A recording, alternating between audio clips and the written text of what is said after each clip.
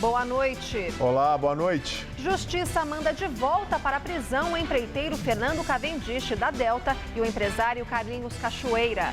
TSE envia ao Supremo Tribunal Federal suspeitas envolvendo a empresa durante a campanha da reeleição de Dilma. Instituto Butantan começa a última fase de testes de vacina contra a dengue. Por falta de recursos, Santa Casa de São Paulo suspende realização de cirurgias eletivas. E você acompanha essas e outras notícias daqui a pouco, após um rápido intervalo. Sérgio acaba de comer a melhor torta de palmito da sua vida. Sérgio chegou pelo metrô da linha 4 amarela. Já o palmito veio com o seu Domingos pela Dutra até as mãos da Ana. A Ana vem cedinho pela Bandeirantes porque sem ela o palmito não viraria torta. E a torta ficaria assim. É para facilitar a vida de todos que o Grupo CCR trabalha, cuidando de rodovias, metrôs, barcas e aeroportos para que todos tenham as melhores tortas e os melhores momentos de suas vidas. CCR, é por aqui que você chega lá.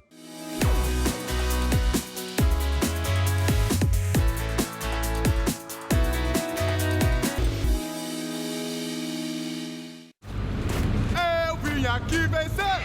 Eu vim aqui vencer! Não vim pra desistir! Não vim pra desistir! O Brasil vou defender! O Brasil vou defender! E no pódio eu vou subir! E no pódio eu vou subir! Dos 465 atletas do time Brasil nos Jogos Olímpicos, mais de 140 são militares. Seja nas fronteiras ou na superação dos limites, nossas forças estão com o Brasil.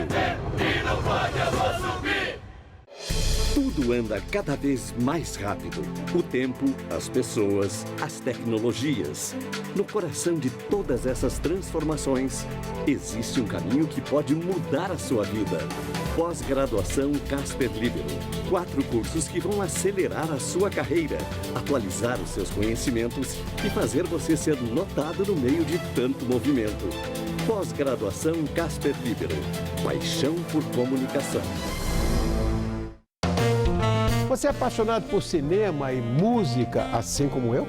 Então, todo o seu de hoje está imperdível, com um bate-papo maravilhoso sobre trilhas sonoras, com o compositor Tony Berkmans. Zé Armando Vanucci revela tudo sobre os bastidores da TV. Tá pensando em perder? Nada disso. É hoje, 10h30 da noite, e pode vir que eu estou te esperando.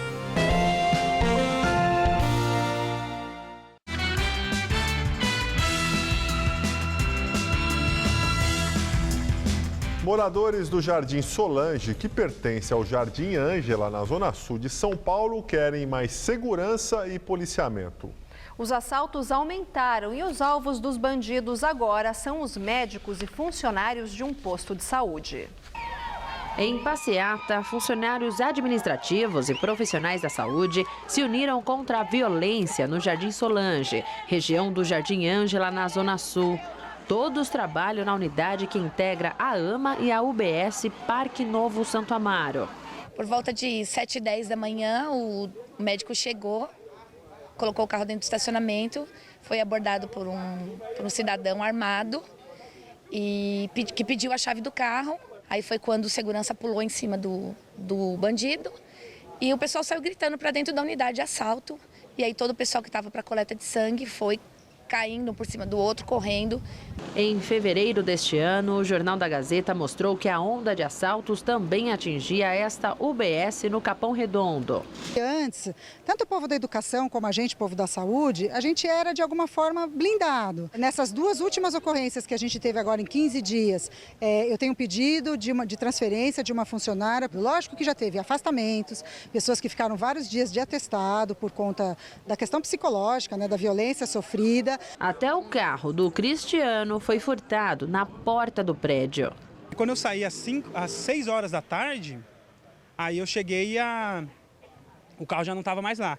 Os outros 2, os mais recentes, os 2 médicos foram ameaçados, né? De acordo com o 100º Distrito Policial, que é o responsável aqui pela região, entre janeiro e junho deste ano, houve aumento de 75% no número de furtos de veículos, comparado com o mesmo período do ano passado. Na mesma comparação, houve aumento também da quantidade de furtos e roubos gerais. E daí, nem quem trabalha na esquina da base da Polícia Militar se sente seguro. É o caso dos funcionários deste açougue, que fica a poucos metros do posto policial. Renan mora na região, trabalha no açougue há 2 anos e conta sobre os crimes. Tem a base do lado policial aqui, não adianta de nada. Os caras fazem aí na cara limpa aí mesmo. Segurança aqui, ó, nota 0. Na farmácia, nem mesmo as 7 câmeras inibiram a ação dos bandidos. É horrível, né? A gente tá aqui para trabalhar e chega o indivíduo e quer levar as coisas fácil assim. O negócio tá feio mesmo na região. Quem circula por aqui reclama da falta de policiamento. Na região periférica, dificilmente você vê uma viatura, você vê os policiais de moto, é muito difícil mesmo. Em nota, a Secretaria Municipal da Saúde informou que a unidade conta com uma empresa terceirizada de segurança também que a Guarda Civil Metropolitana realiza rondas diárias no local. Também em nota, a PM diz que realiza o policiamento preventivo na região e que no primeiro semestre, mais de 700 pessoas foram presas em flagrante, um aumento de quase 14% em relação ao mesmo período do ano passado. E o prefeito do Rio de Janeiro, Eduardo Paes, culpa o comitê organizador da Rio 2016 pelos problemas encontrados na Vila Olímpica.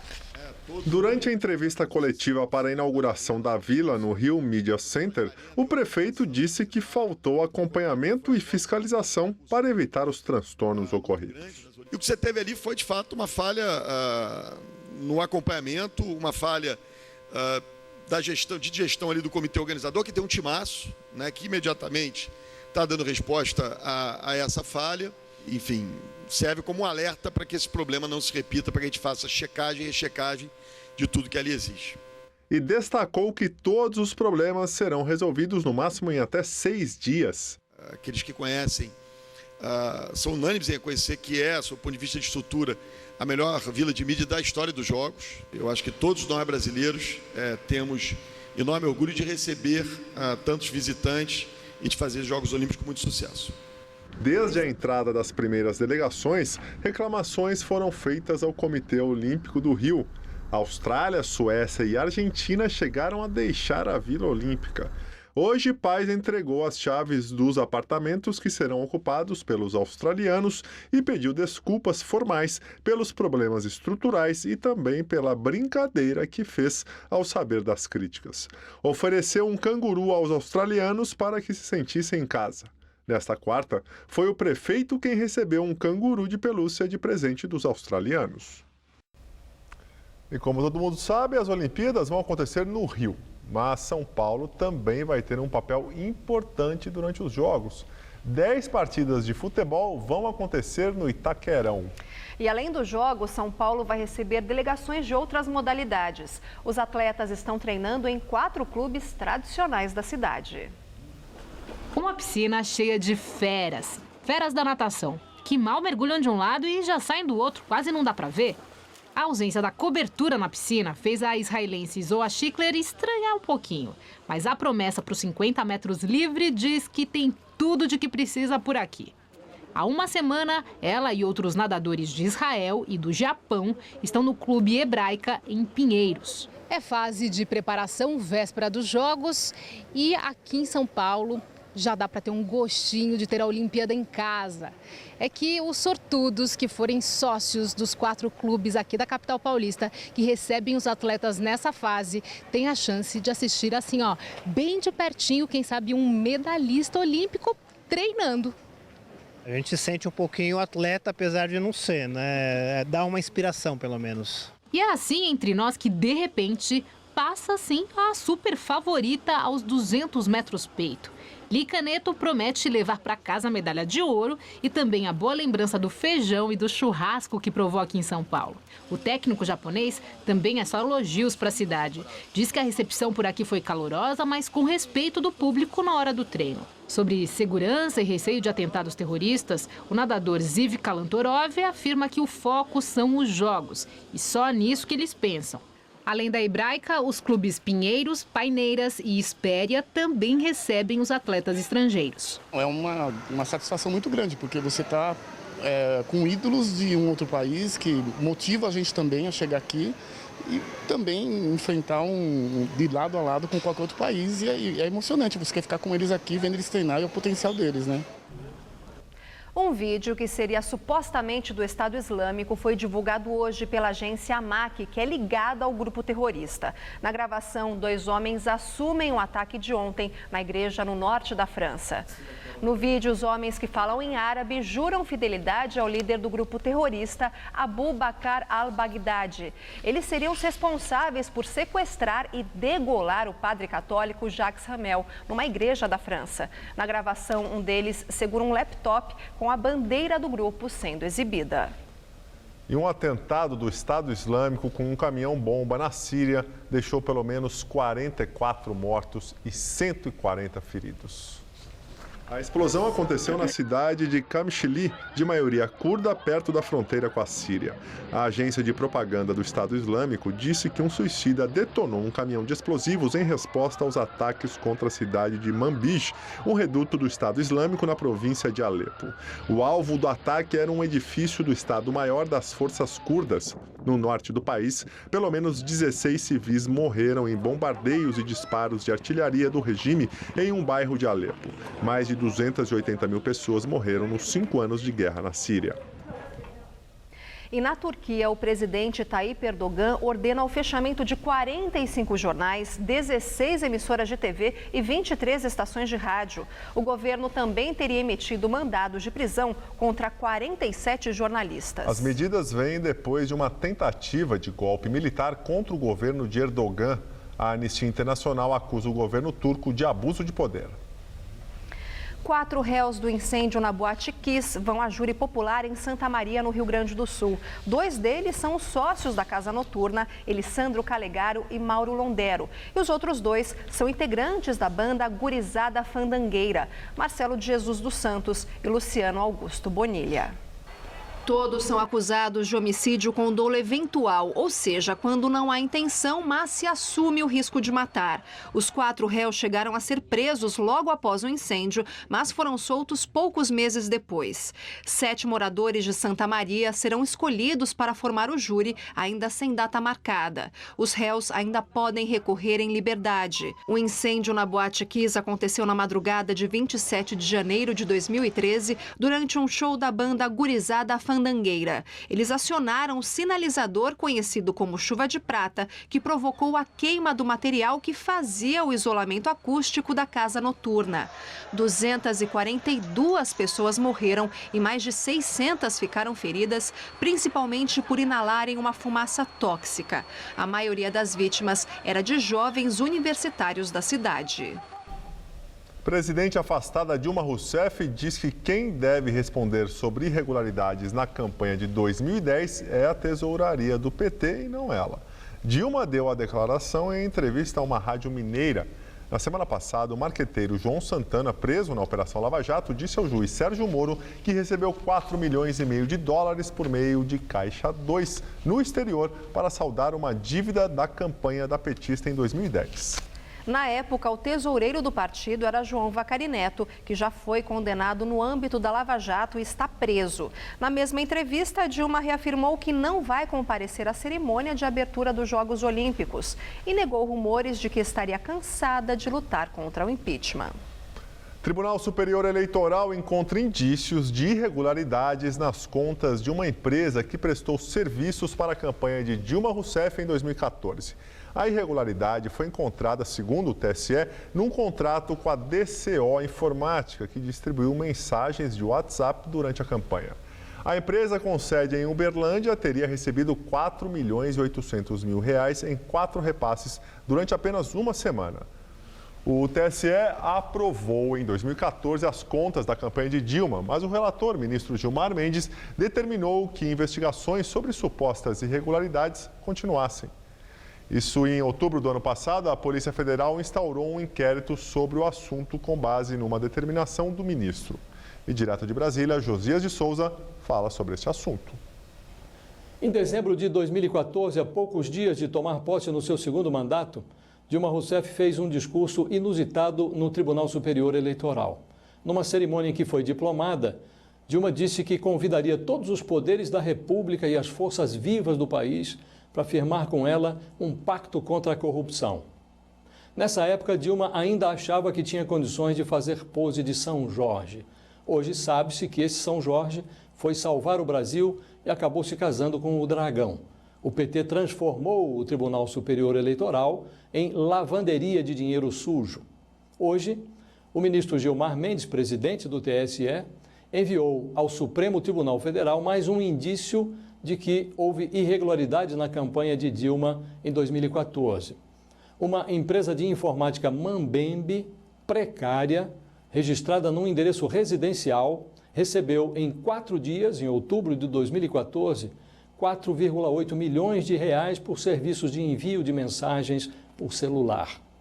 Isso ocorre dias depois de João Santana ter admitido ao juiz Sérgio Moro que recebeu dinheiro roubado da Petrobras, 4,5 milhões de dólares, por serviços prestados ao PT na campanha eleitoral de Dilma em 2010. Dilma antes dizia que não havia Caixa 2 na sua campanha. Na semana passada ela disse que não sabia. Agora ela diz que se houve Caixa 2, o problema é do PT, não dela. Dilma ainda não se deu conta, mas sua reputação está presa em Curitiba, na mesma cela em que se encontra detido o marqueteiro João Santana. Boa noite. Especialistas acreditam que a vacina brasileira da dengue, que ainda não está pronta, deve ser mais barata e ter maior eficácia que a de um laboratório francês que acaba de ser liberada no Brasil pela Anvisa. Representantes da fabricante francesa deram mais detalhes sobre a vacina. A nova vacina, produzida pelo laboratório francês Sanofi Pasteur, é considerada eficaz na prevenção dos 4 tipos de dengue, mas não protege contra o vírus da Zika nem o da chikungunya, também transmitidos pelo mosquito Aedes aegypti. A vacina só é indicada para quem tem entre 9 e 45 anos de idade. A nova vacina, que vai estar disponível em hospitais e clínicas particulares, vai custar algo em torno de R$ 130. Mas especialistas estimam que o preço final ao consumidor não deve ser menor que R$ 250 a dose.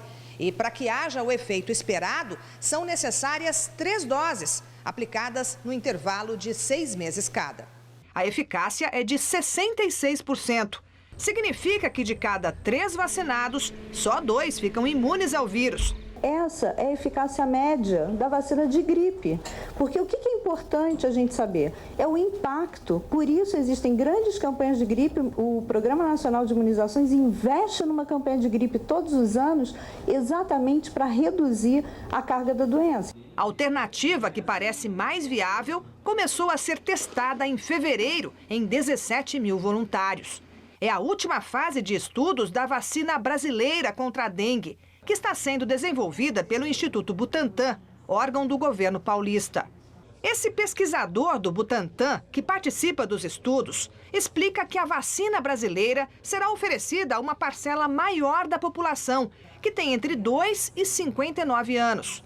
Além disso, a expectativa é que com apenas uma dose, a nossa vacina contra a dengue alcance eficácia superior a 80%.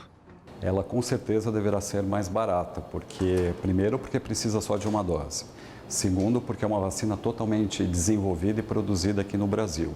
E em terceiro, nós temos já informações do ponto de vista de produção, que o rendimento é muito alto, portanto o número maior de doses deve estar disponível. E quando essa vacina pode estar no mercado? A nossa expectativa é que ela esteja a partir de 2018. Ainda falando de saúde, por falta de recursos, Santa Casa de São Paulo suspende realização de cirurgias eletivas. O hospital enfrenta uma grave crise financeira há mais de 2 anos. A decisão foi tomada porque a falta de dinheiro estaria comprometendo a compra de materiais e medicamentos necessários para a realização dos procedimentos cirúrgicos. A suspensão das cirurgias eletivas, ou seja, não emergenciais, deve durar 10 dias.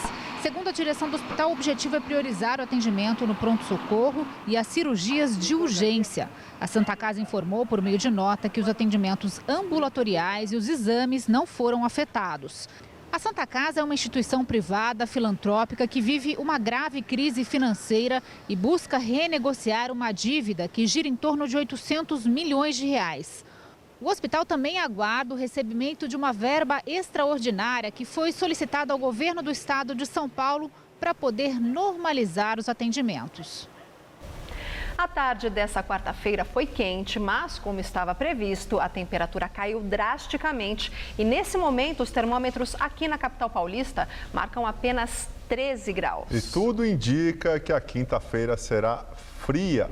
Vamos aos detalhes da previsão com Mariana Armentano.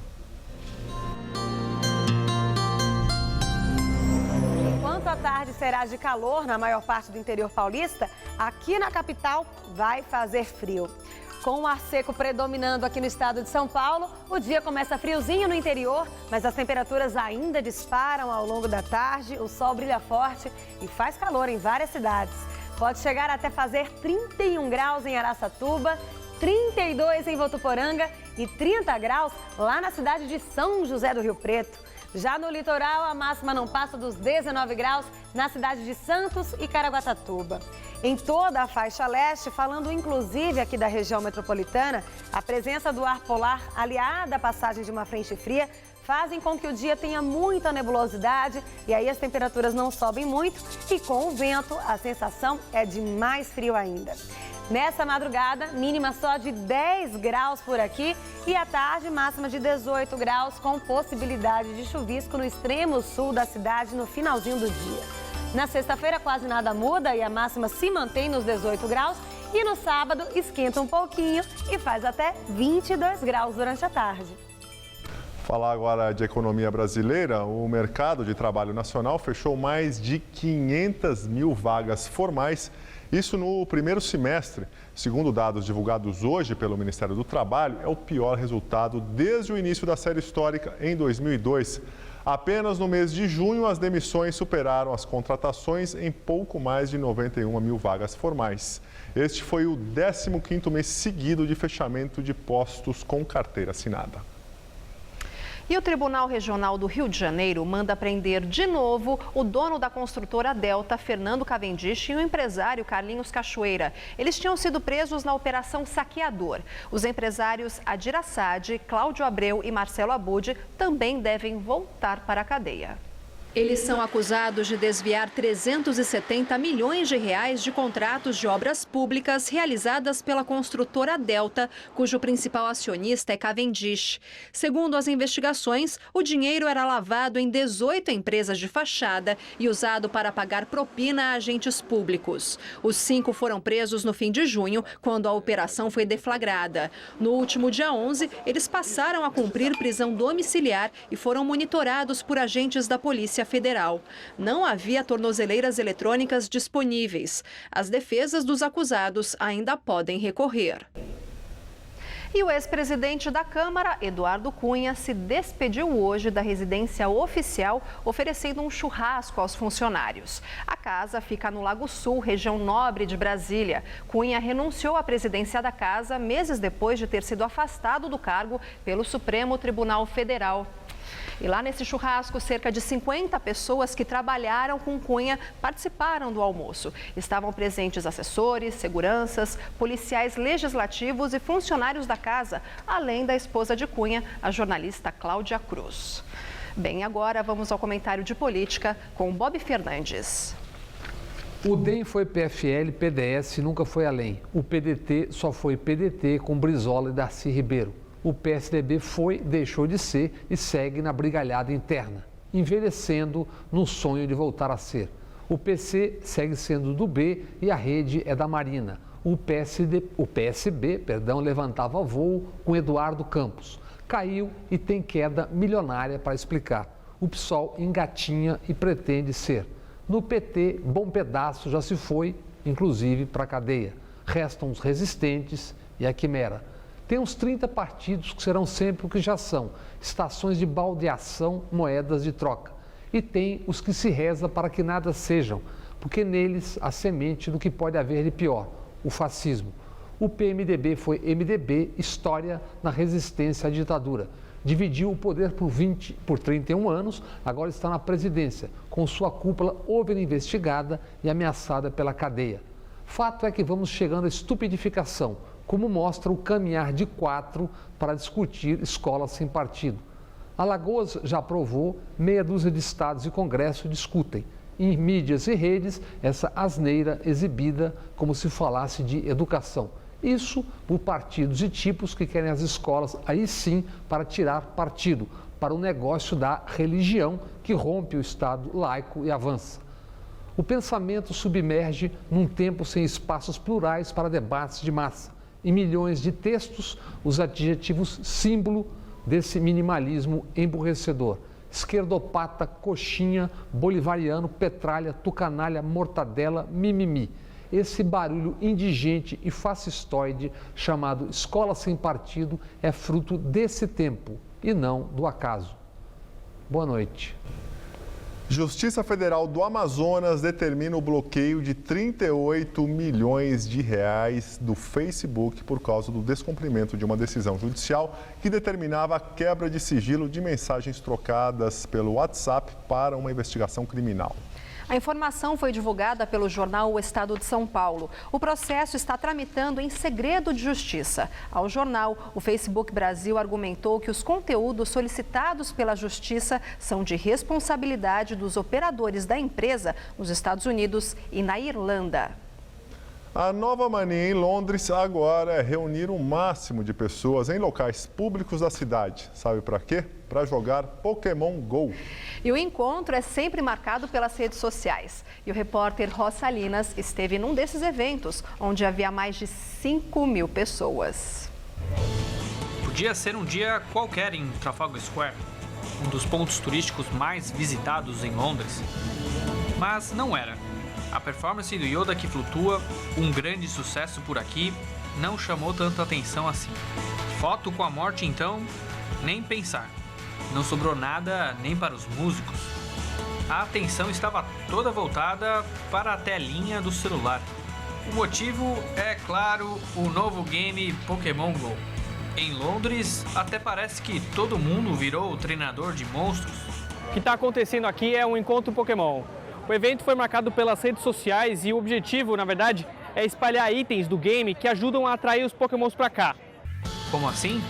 Eles decidiram acionar quase que ao mesmo tempo uma espécie de isca virtual que atrairia os monstros, mas que na verdade atraiu foi muita gente. Mas marcar um encontro para ficar mexendo no celular não é antissocial? Richard acredita que não. Ele diz que conheceu o Daniel e o Cláudio por causa do jogo e agora sempre se encontram para capturar Pokémon pela cidade. Para Tuga, o jogo é uma maneira de socializar, já que todos estão saindo de casa para se divertir juntos.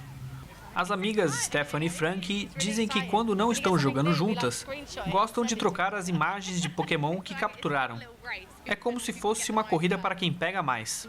Jack diz que o evento é uma oportunidade de capturar os monstros mais raros, além de conhecer pessoas interessantes. Mas a entrevista fica para depois, porque Jack achou mais um Pokémon.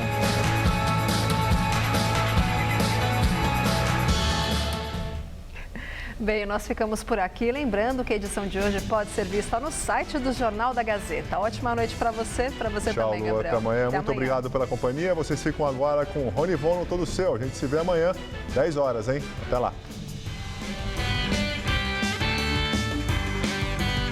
A noite convida Paula Vilhena e os youtubers do canal Põe na Roda para um jantar mexicano. Logo mais, 11h30 da noite.